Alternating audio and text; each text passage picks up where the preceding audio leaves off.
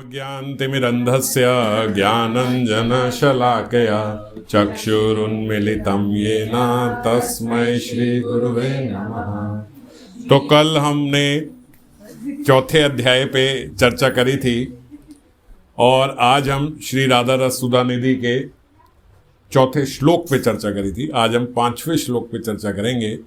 ये मैंने जैसे पहले भी आपको बताया था कि लगभग पिछले 5 श्लोक तक का ही मंगलाचरण था, तो आज मंगलाचरण का आखिरी श्लोक है। और पिछले 2 श्लोक से तो पर्टिकुलरली श्री राधिका के चरण रेणु पे ही चर्चा हो रही है। तीसरे में भी थी, चौथे में भी थी और 5वें में भी श्रीमती राधिका के चरण रेणु के महत्व की, श्रीमती राधिका रेणु के ऐश्वर्य की और उस ऐश्वर्य से प्राप्त साधक जनों के और किशोरी जी के माधुर्य की चर्चा हो रही है और उसको नमस्कार कर रहे हैं मंगलाचरण के माध्यम से। आधाय मूर्धनि यदापुर उदार गोप्या काम्या पदम प्रिय गुणैर अपि पिछ मौले भावोत्सवेन भजताम रसकाम धेनु तम राधिका चरण रेणुम अहम स्मरामि। श्री राधिका चरण रेणु अहम स्मरामि। ऐसी श्री राधिका की चरण रेणु का हम लोग स्मरण करते हैं। कैसी श्री राधिका के चरण रेणु का? वो चरण रेणु जो जितनी गोपियां हैं उन गोपियों को श्री कृष्ण की सेवा के लिए जो गुण चाहिए, जो गुण समूह चाहिए, क्या क्वालिफिकेशन होनी चाहिए एक गोपी के भीतर भगवान श्री कृष्ण की सेवा करने की, युगल सेवा करने की, उसके भीतर क्या क्या गुण होने चाहिए, वो सारे गुणों का समूह उनके भीतर कैसे आ जाता है? वो जब श्रीमती राधिका के चरण रेणु को अपने मस्तक पर धारण करती है और उनकी चरण रेणु से अभिलिषित होती हैं, तो उनके भीतर स्वतः ही कृष्ण दास्य को लेके जितने गुण हैं वो गुण समूह उनके भीतर आ जाते हैं। और जितने राग मार्ग के साधक हैं जो भाव से साधना करते हैं, उन भाव साधना करने वालों के रस सिद्धि का कामधेनु स्वरूपा श्री राधा रानी, ऐसी राधा रानी के चरण रेणु का मैं स्मरण करता हूं। 2 बातें हैं। वो गोपियां जो सिद्ध हैं, वो गोपियां जो किशोरी जी के समीप हैं, वो गोपियां जो अपने इस देह से भी अब युगल स्वरूप की सेवा में लगी हुई हैं, उनके भीतर गुण समूह आ जाता है जिस गुणों से वो श्री युगल की सेवा कर पाए। तो जो उनकी सेवा कर पाए वो क्वालिफिकेशन उन गोपियों के भीतर आ जाती है। और जो भाव साधना कर रहे हैं साधक, उन भाव साधकों की जो रस सिद्धि है उसके कामधेनु रूपा है श्री राधिका रानी के चरण रेणु। कामधेनु मतलब जब समुद्र मंथन हुआ था तो देवताओं की गैया निकली थी, उसमें से उस गैया का नाम कामधेनु था। साधारण गैया नहीं थी, साधारण गैया तो दूध देती है। वो कामधेनु गैया जो थी उससे आप जो मांगो वो देंगे। तो वो गैया के स्वरूप में कामधेनु, जो भी आपकी वांछा है, जो भी आप चाहते हो वो आपको प्रदान करेंगे। जैसे कल्प वृक्ष होते हैं ऐसे कामधेनु गायें भी हैं। तो श्री राधिका रानी के चरण रेणु जो है, चरण रज जो है, वो उसी कामधेनु गैया की तरह है। जो भी साधकों की अभिलिषित रस सिद्धि है वो उनको प्राप्त होती है। श्री राधा रानी के चरण रेणु का महत्व बताते हुए इन्होंने यहाँ पे गोपियों को उदार स्वभाव भी बताया। यदापुर उदार गोप्या, तो बाबा ने इस पे विशेष रूप से चर्चा करी कि गोपियों को उदार क्यों बताया। इस जगत में अगर हम देखें तो उदार की क्या परिभाषा है? हम किस व्यक्ति को बोलते हैं कि ये बड़ा उदार चित्त व्यक्ति है? मान लीजिए जिस व्यक्ति के पास अपने खाने की एक ही थाली है, वो भी भूखा है, वो प्रसाद पाने लगा और आप उसके पास पहुंच गए, बैठ गए और आप भी भूखे हो, तो उसने अपनी थाली उठा के आपको दे दी, लो आप पालो, तो आप बोलोगे बड़ा उदारचित व्यक्ति है, बड़ा हृदय का बड़ा उदार है। एक व्यक्ति अगर बड़ी दान दक्षिणा करता हो, जितना उसका सामर्थ्य हो, वो उस सामर्थ्य से भी ऊपर आके देता हो, तो हम लोग बोलते बड़ा उदारचित है। इतना तो है नहीं बेचारा जितना दान कर देता है, तो बहुत दानी है, बहुत उदार, उसका हृदय बहुत बड़ा है। हम इसी प्रकार के वाक्य बोलते हैं कि बड़ा हृदय है, उदारचित है। तो गोपियों को यहाँ उदारचित क्यों बोला गया, तो बाबा ने बताया कि सही मायने में उदारचित तो गोपियां ही हैं। क्यों उदारचित हैं? क्योंकि उदार गोप्या यत मूर्धनी अध्याय पिछ मौली प्रिय गुण अपि काम्य पदम आपू। क्यों उदार हैं? क्योंकि बोलते उदार स्वभाव वाली ये ब्रज गोपियां श्री राधा रानी के चरण रेणु को अपने मस्तक पर रखती है तो इनके भीतर गुणावली तो आ जाती है, पर उदार कैसे हुई कि ये अपनी सुख वांछा के लिए कोई कार्य नहीं करती। इनकी सारी जितनी इनकी गतिविधियां हैं, जितने इनके एक्शंस हैं, जितने भी कार्यकलाप हैं, वो केवल इसलिए कि वो कृष्ण को प्रसन्न कर सके। तो ये सारी बातें लिंक है। देखिए, जब जो आपकी वांछित वस्तु होती है आपको वही प्राप्त होगी। अब यहाँ पे गोपियों का अपने लिए तो कोई इच्छा है नहीं। हम लोग जनरली अगर भगवान की कोई सेवा करते हैं, आराधना करते हैं, कोई भी पुण्य कर्म करते हैं, तो उसके पीछे हमारी कोई ना कोई वांछा छुपी रहती है। अगर कोई वांछा इस जगत की नहीं है तो भी अध्यात्म रूप से हमारी वांछा ये रहती है कि आप हमें इस जगत से अब उठा लो, ये 84 के घेरे से हम लोगों को उठा लो और आप हमें अपना गोलोक में एक स्वरूप दे दो। ये हम जानते हैं ना कि अगर और कोई वांछा नहीं है, इस जगत की नहीं है, तो जिसको हम निष्काम बोलते हैं, तो उसमें भी ये एक कामना तो निहित रहती है। और कोई कामना नहीं है तो बस ये काम रहेगी कि चलो हमारा इस जगत से छूट जाए, पीछा छूट जाए, या इस जगत के दुखों से हमारी निवृत्ति हो जाए। तो इस प्रकार की कामना भी कहीं सूक्ष्म रूप से एक कामना तो मानी जाएगी। परंतु जो उदारचित गोपियां हैं वो आत्म इंद्रिय प्रीति वासना शून्य है। आत्म इंद्रिय प्रीति वासना शून्य होता है पूर्ण रूप से निष्काम प्रेम। आत्म इंद्रिय सुख वांछा नाही गोपिकार, कृष्ण सुख दिते करे संगम विहार। कृष्ण लागी आर सब करी परित्याग, कृष्ण सुख हेतु करे शुद्ध अनुराग। चैतन्य चरितामृत आदि 4th अध्याय। कहने का तात्पर्य, आत्म इंद्रिय सुख वांछा नाही गोपिकार, कृष्ण सुख दिते करे संगम विहार। कृष्ण लागी आर सब करी परित्याग। कृष्ण के अलावा, कृष्ण के सुख के अलावा जितनी भी चीजें हैं, आर सब करी परित्याग, कृष्ण सुख हेतु करे शुद्ध अनुराग।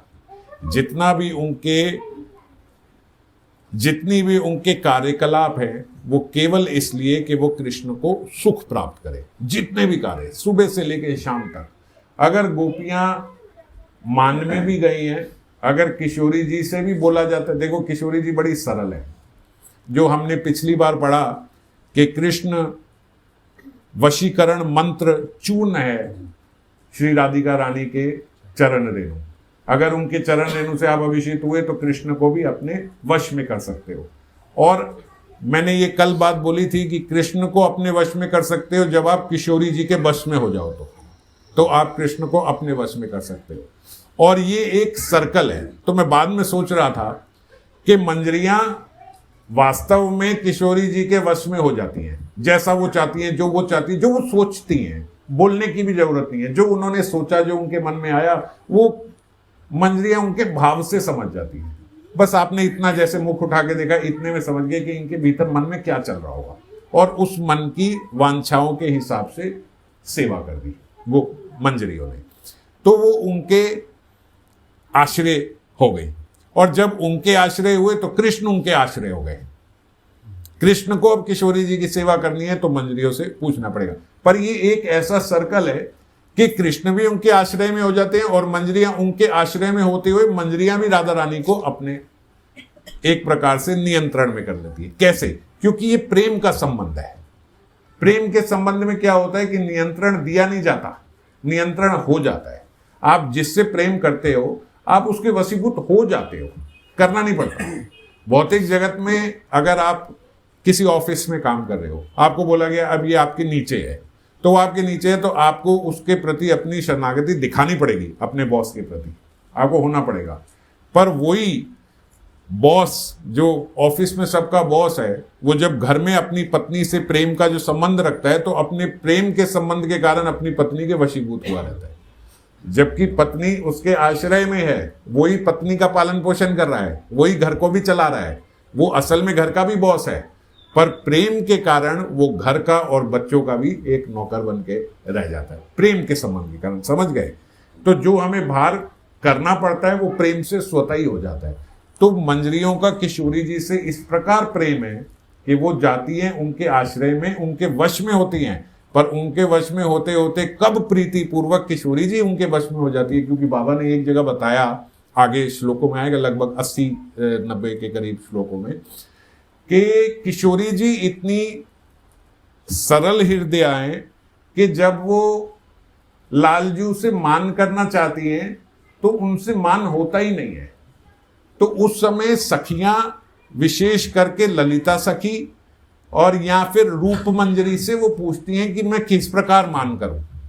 आप मुझे बोल रहे हो मान करूं, अच्छा बताओ मैं कैसे मान करूं, अब मुझे मान में रहते हुए, मानिनी बनते हुए क्या करना है। तो जिस जिस प्रकार से निर्देश दिया जाता है उस प्रकार से वो मानिनी बन के बैठ जाती हैं। और जब वो बोलते हैं कि अब अपना मान भंग कर दो, अब नागरजू जो है वो ठीक रूप से आपके शरणागत होकर रहेंगे, सही से रहेंगे, अब हमने देख लिया, काफी मतलब उन्होंने माफी मांग ली, सब कुछ कर लिया, आप छोड़ दो, तो भी किशोरी जी भाग के उनके पास जाके पूछती हैं कि अब मानभंग किस प्रकार करना है, ये तो बताओ कि अब मानभंग कैसे करो, कहीं फिर मैं कुछ कर दूं तो तुम बोलोगी कि तुम तो ज्यादा ही कर देती हो, तो किस प्रकार से करना है ये बताओ। तो ऐसी सरल हृदय कि देखो, होना तो उनको किशोरी जी के आश्रय चाहिए, पर प्रेम के कारण अब किशोरी जी भी उनके वश में है। केवल कृष्ण ही नहीं, किशोरी जी को भी उन्होंने अपने वश में कर लिया प्रेम के आश्रय से। और ये कब होता है? जब व्यक्ति का अपना कोई मोटिव नहीं है, जब वो आत्मेंद्रिय प्रीति वासना शून्य है, एकदम अपने लिए कुछ नहीं है, तो कोई व्यक्ति उसी के शरणागत होकर बड़ा प्रसन्नचित रह सकता है, जो व्यक्ति उसको पता है कि ये मेरी तो 0.1% भी एक्सप्लॉइटेशन नहीं होगी, यहाँ पे ये मेरे हित का ही सोचेगा। इसीलिए बच्चे का अपनी माँ के प्रति शरणागत होना स्वाभाविक हो जाता है। जब बड़े हुए तो फिर कुछ मन पंकिल हुआ, मैला हुआ तो कुछ अलग बात हो गई, पर छोटे बालक का अपनी माता के प्रति शरणागत ही स्वाभाविक है, क्योंकि वो जानता है कि इतना मैं अपना कल्याण नहीं सोच सकती जितना मेरा कल्याण मेरी मैया मेरा सोच सकती है। और माता का प्रेम इस जगत में बताया गया इसी प्रकार का है, गुरु का सबसे पहले, फिर माता का और फिर पिता का। इनका थोड़ा निष्काम है इस जगत में, इन्हीं का बस 3 जनों का निष्काम बताया गया। और इन तीनों जनों का भी बोलते जो निष्कामता है वो भगवान की, किशोरी जी की जो मंजरियों के प्रति उनकी निष्कामता है, मंजरियों की किशोरी जी के प्रति, कृष्ण की राधा रानी और उनकी सखियों के प्रति, और उनकी सखियों की युगल के प्रति जो उनकी निष्कामता है, उस निष्कामता के सिंधु की एक बूंदू यहाँ की माता, गुरु और पिता के भीतर है। तो यहाँ हम जो निष्कामता देखते हैं, यहाँ हम जो माता की ममता देखते हैं, वो केवल सिंधु की एक बिंदु है। ये क्योंकि एनोलॉजी बड़ी जगह यूज की जाती है तो इतना रियलाइजेशन नहीं होता, पर अगर थोड़ा कल्पना करके देखो कि एक सागर और उस सागर की केवल एक बूंद, तो जो हम यहाँ बोलते हैं कि ये व्यक्ति बड़ा निष्काम है, बड़ा निष्काम है, तो बड़ा निष्काम बस एक बूंद है उसकी, जो निष्कामता वहां पे है, एकदम आत्मेंद्रिय वासना शून्य, बिल्कुल कुछ है ही नहीं अपने लिए। रुष्ट भी हुए तो भी सामने वाले की प्रसन्नता के लिए, प्रेम भी कर रहे हैं तो भी सामने वाले की प्रसन्नता के लिए, अपना श्रृंगार भी किया तो भी सामने वाले की प्रसन्नता के लिए। हम अगर इसको गोपियों का प्रेम भाव अगर हमें देखना है तो सबसे श्रीमद् भागवतम का जो सार अध्याय है वो है 10वां अध्याय। पूरे श्रीमद् भागवतम का बोलते सार जो है वो 10वें अध्याय में है, 10वें स्कंद में, सॉरी। और 10वें स्कंद का भी जो सार है वो रास पंचो अध्याय में है। और रास पंचो अध्याय में भी, रास पंचो अध्याय मतलब 5 अध्याय रास के, 29, 30, 31, 32 और 33।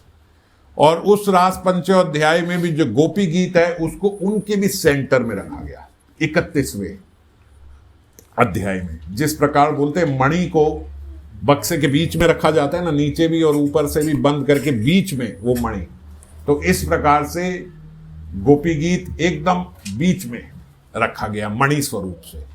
और उस मणि में भी जो सबसे ज्यादा चमक है, वो बोलते गोपी गीत का भी जो सार है वो है उसके आखिरी श्लोक में। उस आखिरी श्लोक में 19वें श्लोक में बाबा ने बताया, यत्ते सुजात चुरम चरणम बुरुहु स्तनेषु भीता शनैः प्रिये दधिमहि कर्कशेषु। ये आखिरी श्लोक गोपी गीत का। इसमें क्या बताया जा रहा है? गोपियों की देखो चरम अवस्था, उनके उदार हृदय की। यत्ते सुजात चरणम बुरुहु, आपके जो कोमल कमल चरण हैं, स्तनेषु भीता शनैः, शनैः मतलब धीरे धीरे, प्रिय दधिमहि कर्कशेषु। गोपियां बोलती हैं, हे कृष्ण, जब आपका बहुत विरह हम लोगों को सताता है तो अपने दग्ध हृदय को, अपने जलते हुए हृदय को शांत करने के लिए हम आपके चरणों को अपने वक्षस्थल पर विराजमान करती हैं। सबसे कोमल अंग स्त्री का वक्षस्थल, उस पे वो बोलती हैं हम विराजमान करती है, पर उस पे भी विराजमान करते हुए हमें ऐसा लगता है, शनैः शनैः हम धीरे धीरे उसको विराजमान करते हैं, क्योंकि हमें ऐसे लगता है आपके जो चरण कमल हैं कहीं उसमें हमारा वक्षस्थल कठोर ना पड़ जाए, कहीं आपके चरणों को हमारा वक्षस्थल चुभ ना जाए, कहीं आपको पीड़ा ना पड़ जाए। ये उनके हृदय की स्थिति बता रहे हैं किस प्रकार है, और किस कैसे चरण रख रहे हैं, स्मरण में। तो स्मरण में उनके चरणों को अपने वक्षस्थल पे रखते हुए भी बड़े सावधान हैं कि कहीं उन्होंने हमारे स्तन पे, हमारे वक्षस्थल पे रखा तो उनको चुभ ना जाए। हमारा तो कठोर हृदय है, उनके तो बड़े कोमल चरण है। इस प्रकार से तो बाबा बोलते, जहां एक स्त्री का पूर्ण रूप से माधुर्य प्रकट होना चाहिए कि उसका कांत उसके वक्षस्थल पर चरण रख रहा है, वहां पे भी उनके भीतर अपने लिए कोई वांछा नहीं है, अपनी कोई प्रसन्नता नहीं है। वासना शब्द तो बहुत दूर की बात है, अपने लिए इतनी रत्ती भर भी प्रसन्नता नहीं है। वो चरण भी वो उनके लिए रखना चाहती हैं, और वो भी उनको चुभ ना जाए, इसलिए शनैः धीरे धीरे धीरे धीरे। और वही गोपियां अब यहां गोपी गीत में ये बात क्यों बता रही हैं? तो वो बोल रहे हैं, कृष्ण आपके चरण इतने कोमल हैं कि हम स्मरण में भी अपने वक्षस्थल पर उनको धीरे धीरे पधारती हैं, और आप इस अंधेरी रात में न जाने किस कारण नंगे पैर इस ब्रज भूमि पे कहीं कंटक भूमि में घूमते हुए फिर रहे हो। कितना आघात और कितनी पीड़ा हो रही होगी। इस समय गोपियां अपनी पीड़ा की बात नहीं कर रही गोपी गीत में। वो गोपी गीत में ये नहीं कह रही कि ये क्या मतलब है कि आप हमें छोड़ के चले गए। अंधेरी रात में हम स्त्रियों को बुला के, आप एक पुरुष थे, हमें स्त्रियों को अंधेरे में छोड़ के आप चले गए, उनकी शिकायत ये नहीं है। आप क्यों चले गए ये कोई मतलब होता है? बुलाया तो आपने था वंशी ध्वनि करके, हम आए और आप चले गए, रीजन तो बताओ आप क्यों चले गए। ये पूछ ही नहीं रहे। उनका सिर्फ कंसर्न ये है कि आपके चरण बहुत कोमल हैं, आप कहाँ चले गए हो, आपके चरणों में आघात होता होगा, वो आघात हमसे सहन नहीं हो रहा। जिससे अपने वक्षस्थल में चरण रखे हुए सहन नहीं हो रहे, वो उसको शनैः रखती हैं, तो आप भागते भागते कहाँ गए होगे, ये हमसे सहन नहीं हो रहे। बाबा बोल रहे देखो, इस प्रकार आत्मेंद्रिय वासना शून्य गोपियां हैं के माधुर्य की उत्कट अवस्था में भी अपने शरीर का ध्यान नहीं है उन्हें, वो केवल उनके शरीर का ध्यान कर रही है। चाहे विकट समस्या हो कि रात को छोड़ के भाग गए, चाहे माधुर्य की परम अवस्था हो, परम चरम अवस्था जहां पे एक नागर नागरी के वक्षस्थल पे चरण रख रहा है, उनके हृदय मर्दन कर रहा है, तब भी उस समय भी वो केवल उन्हीं का और उन्हीं का सोच रहे हैं कि आपकी क्या उस समय स्थिति होगी, आपको क्या अच्छा लग रहा होगा, या आपके लिए क्या खराब है। और इसीलिए इस श्लोक के बाद, इसीलिए ये श्लोक आखिरी रहा, क्योंकि इस श्लोक के बाद फिर कृष्ण से रहा नहीं गया। और अगले ही श्लोक में और उससे अगले श्लोक में हम देखते हैं कि कृष्ण प्रकट हो गए। वहां पे गए कहीं नहीं थे, वहीं पे थे, वो वहीं थे, छुपे बैठे थे। जब उन्होंने गोपियों की ये बात सुनी, ये भाव सुने, तो उस भाव को सुन के वो वहीं पर प्रकट हो गए।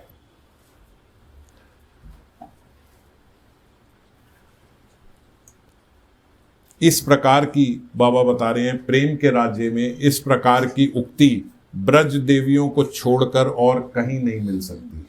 कहीं ऐसा प्रेम ना इस जगत में तो छोड़ो, अध्यात्म जगत में भी कहीं इस जगत का प्रेम नहीं मिलता। इसीलिए उनको प्रेम की शिखर पे रखा गया गोपियों को, कि गोपियों से उच्च प्रेम किसी का नहीं है।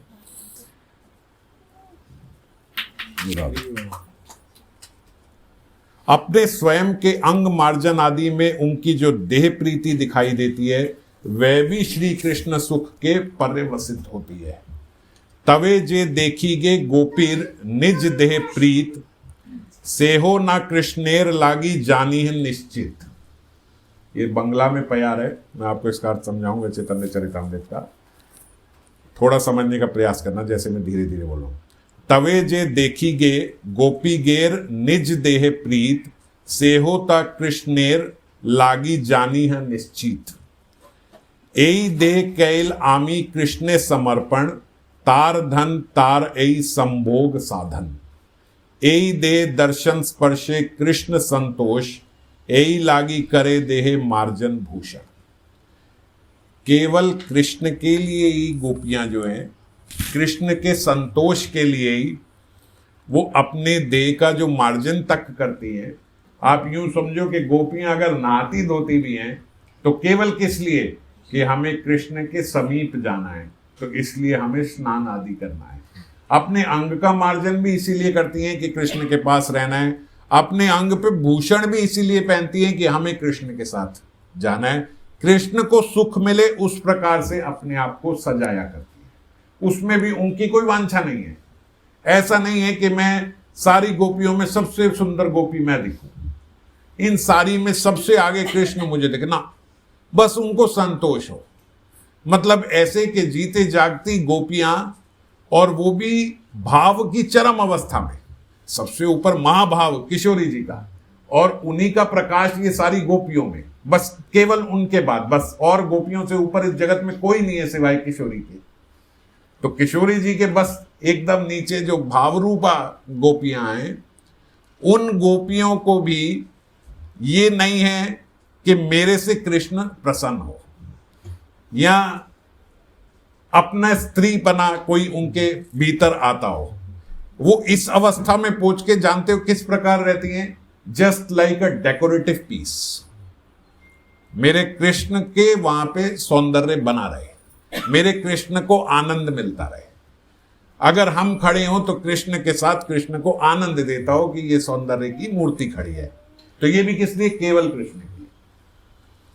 इस प्रकार का जिनका हृदय है, इसीलिए बाबा ने बोला उदार चित्त। ये हाँ, the epitome of selflessness, the epitome of love.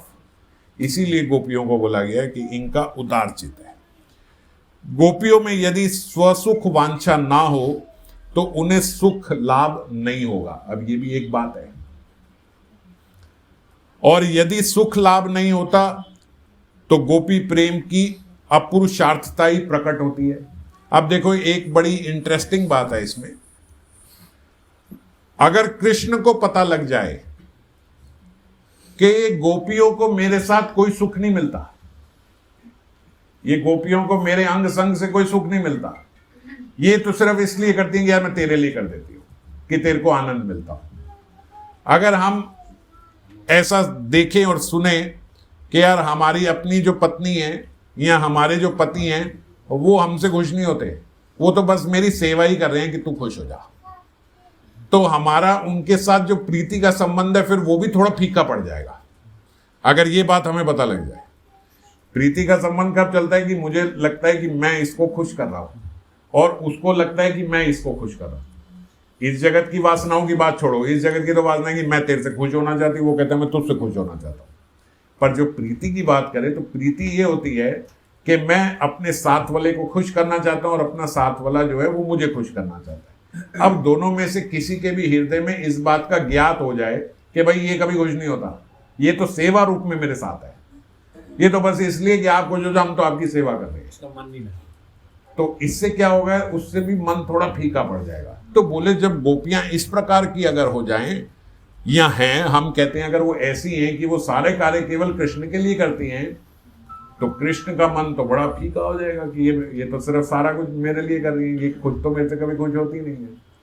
तो इसको कविराज गोस्वामी बता रहे कि इसीलिए उस जगत के प्रेम को भी कई बारी गोपियों का काम बताया जाता है कि गोपियों का काम है। अब ये भी देखो एक सर्कल है, अगर सूक्ष्म रूप से समझो तो ऐसा नहीं है कि गोपियां प्रसन्न नहीं होती, ऐसा नहीं है कि गोपियां केवल सेवा भाव के लिए जा रही हैं, बल्कि ऐसा है कि कृष्ण को गोपियों से जो सुख प्राप्त होता है, उस सुख को देख के गोपियों को सुख प्राप्त होता है। सीधा सीधा रिलेशन नहीं है कि भाई मैं आपको खुश कर रही हूं और आप मुझे खुश कर रहे हो। आप मेरे को खुश नहीं कर सकते कि अगर आप मेरे को खुश करने लगे हो, तो आप मुझे कैसे खुश कर सकते हो अगर आप जेन्युइनली खुश हो गए हो तो। बात समझ गए? तो जो इस जगत में प्रीति की परिभाषा है, वो प्रीति की परिभाषा भी इस जगत में थोड़ी नीची पड़ जाती है। प्रीति की परिभाषा क्या है कि मैं आपको सुख देना चाहता हूं और आप मुझे सुख देना चाहते हैं। और यहां पे क्या है कि मैं आपको जो सुख देना चाहता हूं, आप जब सुखी हो जाओगे तो आप जब उस सुख का भोग करोगे, तो उस सुख का भोग करते हुए जब मैं आपको देखूंगी तो वो मुझे आनंद देगा ऑटोमेटिकली, चाहिए नहीं। तो इससे क्या फर्क पड़ता है मैं बताता हूं। इस जगत के प्रीति में और उस जगत के प्रीति में क्या है। इस जगत की प्रीति में अगर हम किसी को प्रसन्न करना चाहते हैं, वासना क्या है, मैं इससे प्रसन्न होना चाहता हूं। प्रीति क्या है, मैं इसको प्रसन्नता देना चाहता हूं। पर मैं इसको प्रसन्नता देना चाहता हूं में भी मैं आ गया ना, मैं इसको प्रसन्न करना चाहता हूं। इसीलिए कई बार जब हम लोग देखते हैं कि अब गुरुजी के लिए एक पानी का गिलास मैं लेके पहुंचा, एक पानी का गिलास दूसरा शिष्य लेके पहुंचा, दूसरे शिष्य से गुरुजी ने पानी ले लिया, मेरे से नहीं लिया, तो मेरे को वो प्रसन्नता नहीं हुई। बात समझ गए? अब कर तो आप निष्काम भाव से गुरु सेवा ही रहे थे, गुरुजी ने एक चीज मंगाई, वो एक चीज आप नहीं दे पाए, दूसरे ने दे दी, तो आपको वो प्रसन्नता नहीं हुई। क्यों? क्योंकि आपकी निष्कामता में भी ये था कि मैं इसकी सेवा करना चाहता हूं, पर अब मैं हट गया तो मैं पे ठेस पहुंची, तो वो निष्कामता नहीं हुई।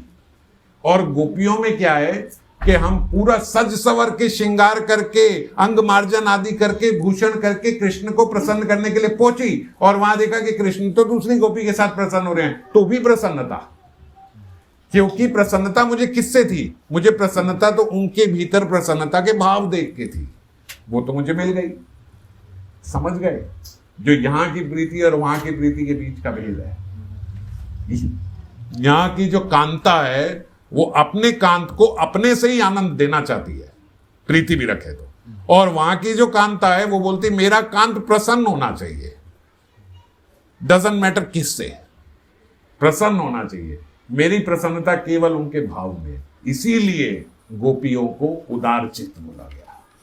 ऐसी उदारता केवल गोपियों में है और इस जगत में किसी में देखी नहीं जाती।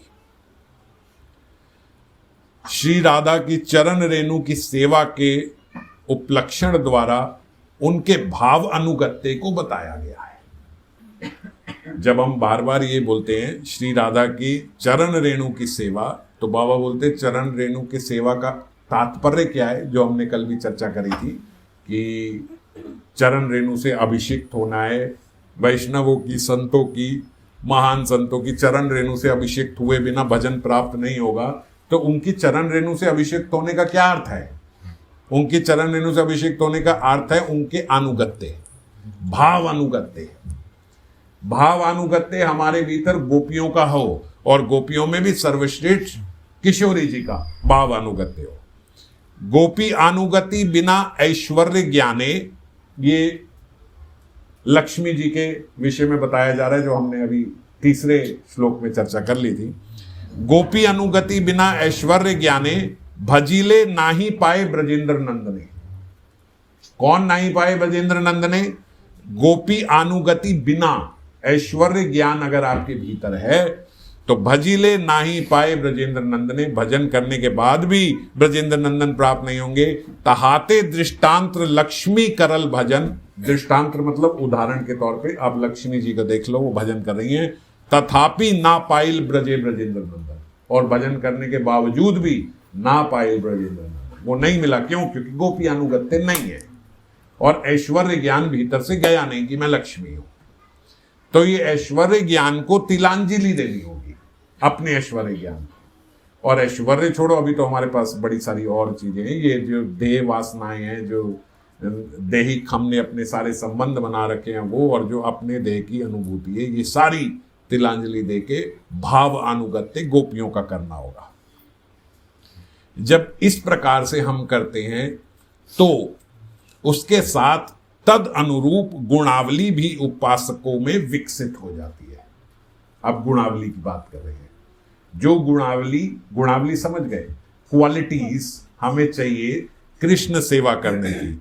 हालांकि बाबा ने इसमें बोला कि कृष्ण सेवा के लिए प्रेम की ही उपेक्षा है, गुण का कोई इसमें आवश्यकता नहीं है, गुण की कोई अपेक्षा नहीं है, प्रेम चाहिए। अगर हमें भगवान को, ठाकुर जी की सेवा करनी है, उनको भोग लगाना इत्यादि कुछ भी करना है, तो उसके लिए सबसे प्रथम, सर्वप्रथम प्रेम होना चाहिए, भाव होना चाहिए हृदय में कि मैं उनको लगाना चाहता हूं। फिर विधि मैटर नहीं करती।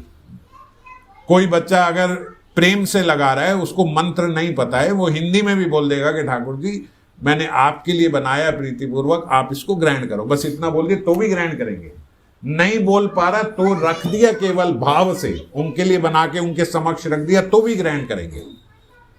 तो इसीलिए वो गुणावली होना, वो किस प्रकार से देना है, वो कौन से बर्तन में देना है, वो कौन से मुद्राएं बनानी है, वो कौन सा मंत्र बोलना है, इसकी इतनी आवश्यकता नहीं है। मेन इंग्रेडिएंट जो है वो प्रेम है, और अगर वो नहीं है तो फिर इतने सारे इंग्रेडिएंट्स का लाभ नहीं है। तथापि भाव अनुरूप सेवा योग्य गुण समूह स्वयं ही भक्तों का आश्रय ले लेता है।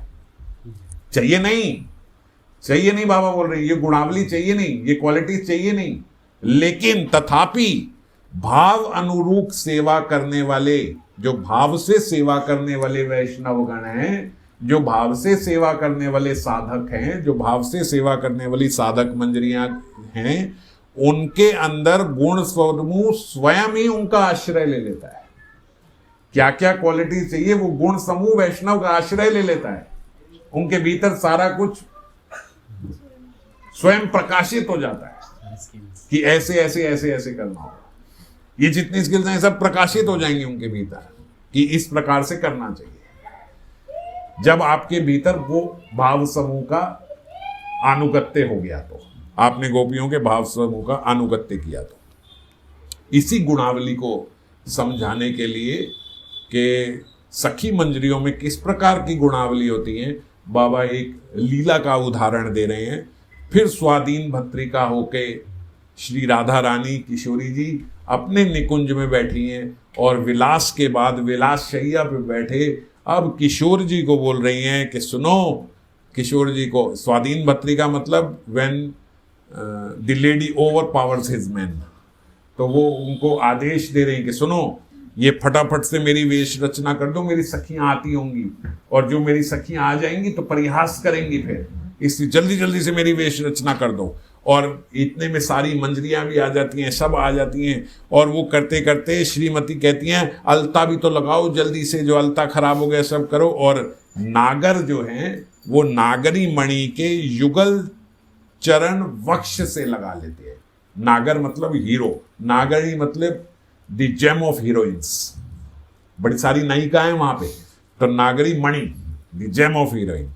तो वो नागर जो है नागरी मणि के युगल चरण अपने वक्ष से लगा लेते हैं। उल्टी बात हो रही है। अभी हम जो चर्चा कर रहे थे वहां गोपियां कृष्ण के चरण अपने वक्ष पे रखती हैं, यहाँ कृष्ण राधा रानी के चरण अपने वक्ष पे रखे हैं। अब वो उन्होंने क्यों वक्ष पे रखे? क्योंकि किशोरी जी ने चरण आगे करके अलता लगा दो जल्दी से, जल्दी लगाओ, सखी आने वाली है। अब जब अलता लगाने लगे तो जो उनके चरणों का माधुर्य है, जो उनकी चरण रज का माधुर्य है, वो साधकों को ही नहीं कृष्ण को भी मतवाला किए रहता है। और जब उनके चरण हाथ में आ गए तो ऐसे समझो कि जैसे एक भिखारी के हाथ में मणि लग गई हो। तो वो जब मणि को पकड़ेगा ना तो बार बार पहले तो हाथ लगा के देखेगा कि सच की है, कहीं कोई मजाक तो नहीं कर गया, असली है। उसको देखेगा, उसको ऐसे चमक देखेगा, उसको सूंघेगा, ऐसे ही बोलते जब उनके चरण हाथ में आ गए तो कभी उसको वक्ष से लगा रहे हैं, फिर पकड़ रहे हैं, फिर उनका चुंबन कर रहे हैं और फिर हाथ लगा के देख रहे हैं। उतने में मंजरी ने बोला अलता लगाओ जल्दी, वो कटोरी लेके खड़ी है जल्दी से। और जैसे ही वो लगाने लगे तो बोलते जब वो लगाने लगे तो लगाते लगाते लगाते लगाते प्रेम अश्रु बहने लगे।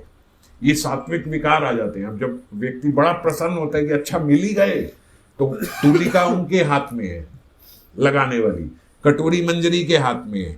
जो ही लगाने लगे तो तूलिका पकड़ के अब आंसू आ गए। अब आंसू आ गए कि तो कुछ दिखाई नहीं देगा, तो अपने पीताम्बरी से आंसू पोंछ के फिर जो ही पकड़ के लगाने लगे तो तूलिका से हाथ कांपने लगे। अब क्योंकि विकार आ गए, अब विश्वास नहीं हो रहा कि ये परम चरम सेवा, आज मंजरियों की सेवा मेरे को प्राप्त हो गई। और जो लगाने लगे तो लगा नहीं पा रहे, हाथ कांप रहे हैं। तो किशोरी जी बोलती है मृदु हास्य से, हल्के से हंसते हुए किंकरी को बोलती है ये नागर नहीं लगा पाएंगे, तू लगा दे।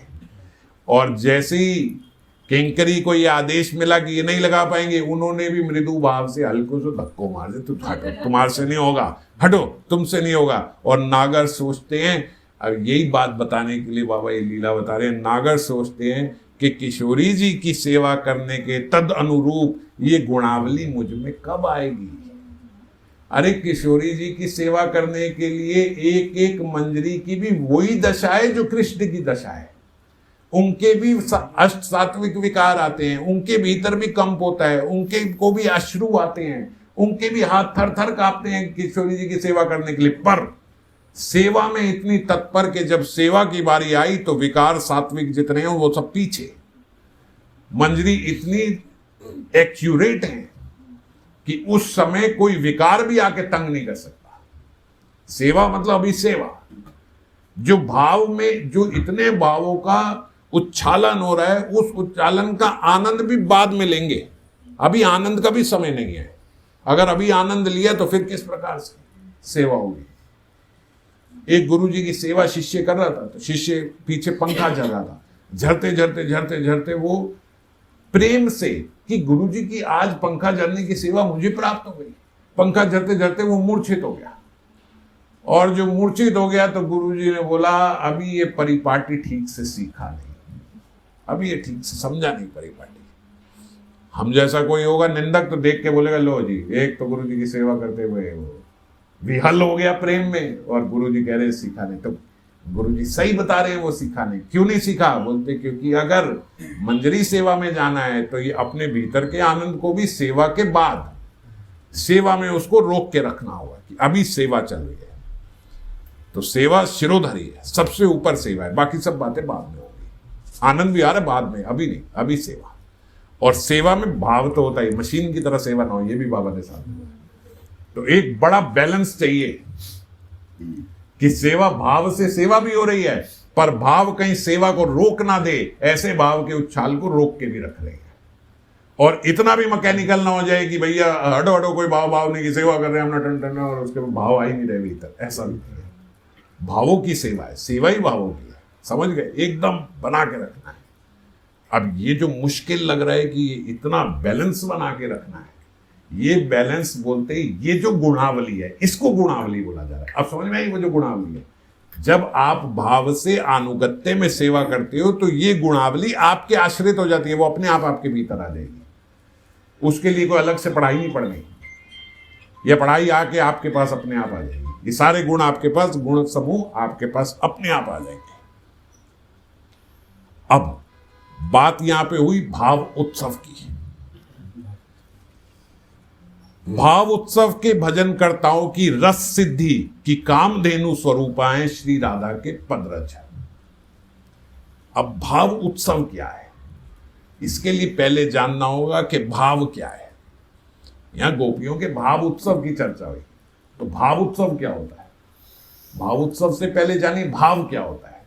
भाव क्या है कि जब आपका मन जो है उसे कोई, उसकी इंद्रियों को कोई इंद्रिय तृप्ति का विषय मिल गया, तो जो वो विषय मिला उसमें हम कहते हैं ना मेरा मन पिघल गया एकदम, वो देख के। गला तो मेरा खराब था, मौसम तो थोड़ा ठंडा चल रहा था, तो इतनी टेम्पटिंग आइसक्रीम मेरे सामने आ गई ना, मेरे से रुका नहीं गया, मैंने खा लिया।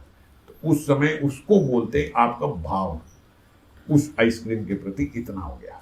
इस जगत में इन्हीं के प्रति भाव होता है, आइसक्रीम, चॉकलेट और कोल्ड ड्रिंक के प्रति, और कभी कभी मनुष्यों के प्रति भी आ जाता है थोड़ा सा कि इसको देखा तो बड़ा अच्छा लगा, एकदम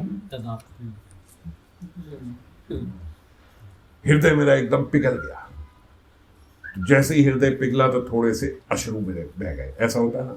तो इसको बाबा बताते, देखो जैसे आपका हृदय जब किसी को देख के जो आप कहते हो पिघल गया, जब आपने इंद्रिय तृप्ति करना चाहिए तो वो इंद्रिय विषय से आपका हृदय जो पिघला, जैसे मोम पिघल जाती है, तो जब मोम पिघलती है तो उसमें जो भी चीज, जो भी निशान आपने लगाना है वो लगाओ, और उसके बाद वो जब सूख जाएगी तो वो निशान परमानेंट हो जाएगा।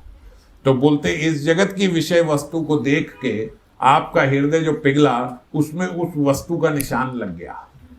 अब आपके हृदय में संस्कार पड़ गया उस विषय वस्तु को पाने का, क्योंकि वो जो तब पिघला था फिर जमा, और वो वस्तु वहीं रह गई। बात समझ गए? वो वस्तु का छापा पड़ गया आपके मन में कि ये ऐसे है। कोई भी चीज जो मुझे बहुत अच्छी लगी या जिसको पाने के लिए मैं बड़ा तत्पर था, तो जब मेरे को वो प्राप्त हुई तो उस क्षण के लिए जो मुझे प्रसन्नता हुई उसको बोलते भाव, और वो भाव मेरे हृदय को पिघाल के उसकी परमानेंट छाप छोड़ देता है। फिर बड़ा भजन करना होगा उसको हटाने के लिए। इसीलिए वैष्णव को ये निर्देश दिया जाता है कि इस जगत में बड़ी सारी वांछाएं ना रखें, और अभी आपकी वांछाएं हैं और वो पूर्ति नहीं होती तो इसे भगवान की कृपा समझे, नहीं तो जहां जहां जाते जाओगे उतने छाप आपके हृदय में और पड़ते जाएंगे। और ऐसा ही भाव जब श्री भगवान के नाम रूप गुण लीला का सन्निकर्ष संपर्क निकटता पाने से प्राप्त हुआ करती है, तो उसको बोला जाता है भगवत भाव। ये किस जगत का भाव? अब ये भाव आपको बड़ा अच्छा लगा कि ये कथा मुझे बड़ी अच्छी लगी, मेरा मन करा कि दोबारा कथा सुनूं, मेरा मन करा ये कथा बंद ना हो, ये कीर्तन बड़ा अच्छा लगा, ऐसे लगा कि कीर्तन मन ना हो, एकदम रूंगटे खड़े हो गए इस कीर्तन में। तो ये जो आपका भाव जागा, ये जो मैंने जब कीर्तन सुना तो मेरे एकदम अश्रु निकलना शुरू हो गए, या ये कथा मैंने पढ़ी या सुनी तो मेरी आंखों से अश्रु निकलना शुरू हो गए। तो इसमें भी भाव लगा, आपका हृदय इसमें भी पिघला। तो जो इसमें भाव लगा इसे बोलते भगवत भाव, ये भगवत भाव है। और यही भगवत भाव दो प्रकार का होता है। दो प्रकार कैसे? जब आपका विषय के प्रति, भगवत भाव में विषय भगवान है, जब भाव की बात नहीं करें, भगवत भाव की बात, भाव हुआ तो विषय इस जगत का हुआ, और जब भगवत भाव हुआ तो विषय भगवान हुए। तो जब भगवत भाव अनुकूलात्मक है, तो अनुकूलात्मक मतलब फेवरेबल, और दूसरा होता है प्रतिकूलात्मक भाव। तो अनुकूलात्मक जो होता है वो तो गोपियों का, प्रतिकूलात्मक होता है कंस आदि दैत्यों का। इनके भीतर भगवान को देख के भय और द्वेष आता है, तो भाव इनका भी बड़ा पक्का होता है। जैसे भगवान राम ने उसको, मारीच ऋषि को तीर मारा, मैंने पहले भी बताया था आप लोगों को, डबल रोल था मारीच का। दूसरी बारी हिरण बन के आए थे, पहली बारी भी उनको मारा था। तो जब पहली बारी मारा तो मारा नहीं था, तीर मारा, वो तीर खा के पता नहीं कितने कोस जाके गिर गए, वहां बैठ गए। अब जान बची सो लाख उपाय। अब मरीच बोलते उसके भीतर भगवान राम को लेके ऐसा भय बैठ गया, ऐसा भय बैठ गया कि अगर कोई राकार का भी कोई शब्द बोलता तो मरीच ही उठ के खड़ा हो जाता कि कहीं राम तो नहीं आ गए। इतना राम में मन लग गया भय के कारण। कंस जो था उसके भीतर ऐसा ही भय कृष्ण को लेके था। तो ये जो भय की भक्ति है इसको बोलते प्रतिकूलात्मक, और जो भगवान की प्रसन्नता के ही हेतु भजन किया जाए उसको बोलते अनुकूलात्मक। और ये अनुकूलात्मक भक्ति जो है यही हमारे लिए पालन करने योग्य है, यही हमें अपनाने योग्य है। क्यों? क्योंकि इसमें भगवान को सुख कर देने की वासना है। तो ये वासना जो भगवान को सुख देने की है, ये जितनी विशुद्ध होती जाएगी, जिस जिस मात्रा में, जैसे मैंने अभी बताया ना कि मैं भगवान को सुख दूं में भी मैं कहीं छुपा हुआ है, और ये जितनी धीरे धीरे धीरे धीरे विशुद्ध होती जाएगी, जितनी सेल्फलेस होता जाएगी, उतना ही भाव का उल्लास बढ़ता जाएगा। और एकदम विशुद्ध हो गई तो उसको बोला भाव का उत्सव। आप समझ में कि भावोत्सव क्या है? एक भाव, फिर एक भगवत भाव, फिर भगवत भाव में भी अनुकूलात्मक भाव, फिर अनुकूलात्मक में भी जो बिल्कुल सेल्फलेस है, एकदम सिर्फ भगवान को सुखी देखना है, ऐसा भाव। ये जिस जिस मात्रा में, अब छोटे छोटे उत्सव भी होते हैं, आपने घर पे बर्थडे बनाया, छोटा सा उत्सव है, बैंक्वेट में बनाया, बड़ा उत्सव है, विवाह किया, बड़े 1000 लोगों को बनाया, और बड़ा उत्सव है, तो उत्सव की भी मात्रा होती है। फिर कोई देश उत्सव बनाता है तो पूरा देश उत्सव बना रहा है, कोई उत्सव पूरा विश्व उत्सव बनाता है, तो उत्सव भी छोटे से लेके बड़े तक होते हैं। तो ऐसे ही जिस जिस मात्रा में आप सेल्फलेस होते जा रहे हो, जिस जिस मात्रा में विशुद्ध और निरुपाधि हो गए, उस मात्रा में वो भाव उत्सव बड़ा होता गया। और सबसे बड़ा भाव उत्सव तो गोपियों के यहाँ पे होता ही है। क्यों? क्योंकि गोपियां ही आत्मेंद्रिय सुख वासना शून्य है। तो उन लोगों का जो भाव है उसको बोला जाता है भाव उत्सव। अतः राधा दासियों का जो भजन है, वो राधा दासियों के भजन को ही भाव उत्सव का भजन बोला जाता है। और ऐसी राधा रानी के पाद पद्म रेणु राधा किंकरियों को अखिल रस सिद्धि देने में परम समर्थ है। जो हमने चर्चा करी थी कि ये उनके लिए, उनकी भाव सिद्धि के लिए कामधेनु के प्रकार है। क्यों कामधेनु के प्रकार है? क्योंकि वो निरुपाधि है, वो सबसे ऊंची, सबसे सेल्फलेस है। और उसका जब हम अनुगत्य करेंगे तो हमारे भीतर भी जो निरुपाधि, जो गुणावली आएगी और जो निरुपाधि आएगी, वो निरुपाधि जो है, वो सेल्फलेसनेस जो है, वो हमें इस जगत की जितनी गुणावली है सेवा के लिए, वो प्रदान करेगी। तो प्रदान कौन करेगी? अंत में प्रदान कौन? उनकी चरण रेणु का मतलब उनका भाव अनुगत्य करना। उनका भाव अनुगत्य में बीच में जो सबसे इंपॉर्टेंट चीज है, वो क्या प्राप्त होगी आपको? वो सेल्फलेसनेस, वो गोपियों की सेल्फलेसनेस जो हमें सीखना और समझना है। जो बाबा ने बोला कि उनके चरण आश्रय का मतलब उनका भाव अनुगत्य, तो वो भाव अनुगत्य का जो की पॉइंट है, वो की पॉइंट है सेल्फलेसनेस। अब इस सेल्फलेसनेस से जब हम सेवा करना प्रारंभ करते हैं, जिसका अभ्यास हमें इसी जगत में करना शुरू करना चाहिए। मैं अपने सुख के पीछे ना भागूं कि मैं खुश हो जाऊं, मैं खुश हो जाऊं, मैं खुश हो जाऊं, मैं सुख दे पाऊं। और मैं सुख दे पाऊं में भी एक दिन मैं हट जाए, मैं जिनको सुख देने का प्रयास करता हूं वो सुखी हो जाए। तो अंत में क्या निकला कि ये सब सुखी हो जाएं, मैं भी नहीं है इसमें, मैं सुखी करूं ये भी नहीं है। जब ये निकला तो ठीक रूप से आपका भाव आश्रय हुआ। और जब इस प्रकार का भाव आश्रय होता है तो ही हमारे भीतर वो गुणावली आती है, जिससे हम मंजरी स्वरूप में सेवा कर पाएंगे और राधा दास्य प्राप्त कर पाएंगे। राधा दास्य के बारे में बाबा ने बताया कि देखो, माधुर्य और वात्सल्य का वैसे विरोध बताया गया है। जहां माधुर्य होगा वहां वात्सल्य नहीं होगा, जहां वात्सल्य होगा वहां माधुर्य नहीं होगा। पर किशोरी जी का राधा दास्य जो है, वो दास्य के साथ साख्य भी है। जो मंजरियां हैं, वो मंजरियां किशोरी जी की सखी भी हैं, और सखी के साथ दासी भी हैं, और दासी के साथ साख्य भाव भी है। और साख्य की वजह से उनके दास्य और साख्य इतना निस्वार्थ है कि उसके कारण किशोरी जी के भीतर उनके प्रति बहुत वात्सल्य भी है, वात्सल्य का गुण समूह अपनी मंजरियों के लिए।